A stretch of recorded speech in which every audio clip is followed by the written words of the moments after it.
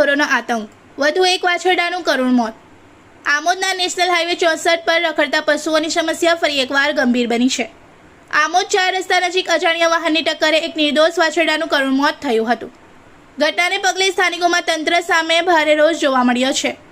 સ્થાનિકોના આક્ષેપ મુજબ આમોદ વિસ્તારમાં છેલ્લા 1 મહિનામાં 3 થી 4 જેટલા નિર્દોષ પશુઓ અકસ્માતનો ભોગ બન્યા છે। અગાઉ પણ રસ્તા પર રખડતા ઢોરના કારણે વાહન ચાલકો અને રાહદારીઓને ઈજાઓ પહોંચી હોવાના બનાવો સામે આવ્યા છે। નેશનલ હાઈવે 64 સહિત 4 રસ્તા અને શહેરના મુખ્ય માર્ગો પર રખડતા પશુઓ વાહન ચાલકો માટે જીવલેણ જોખમ બની રહ્યા છે। પશુઓના મોત તેમજ લોકોના અકસ્માતો છતાં સમસ્યાના કાયમી ઉકેલ માટે તંત્ર દ્વારા નક્કર કાર્યવાહી કેમ કરવામાં આવતી નથી તેવા સવાલો ઉઠી રહ્યા છે। સ્થાનિકોમાં સવાલ છે કે આખરે કોઈ માનવ જીવન જોખમમાં મુકાયા બાદ જ તંત્ર જાગશે। આમોદ નગરપાલિકા દ્વારા રખડતા પશુઓને રસ્તા પરથી દૂર કરવા તેમજ તેમના માટે કાયમી વ્યવસ્થા ઊભી કરવા તાત્કાલિક કાર્યવાહી કરવામાં આવે તેવી માંગ ઉઠી છે। ફક્ત કાગળ પરની કાર્યવાહી નહીં પરંતુ હાઈવે અને 4 રસ્તા પરથી રખડતા ઢોરને દૂર કરી समस्याનો કાયમી ઉકેલ લાવવામાં આવે તેવી સ્થાનિકોની માંગ છે।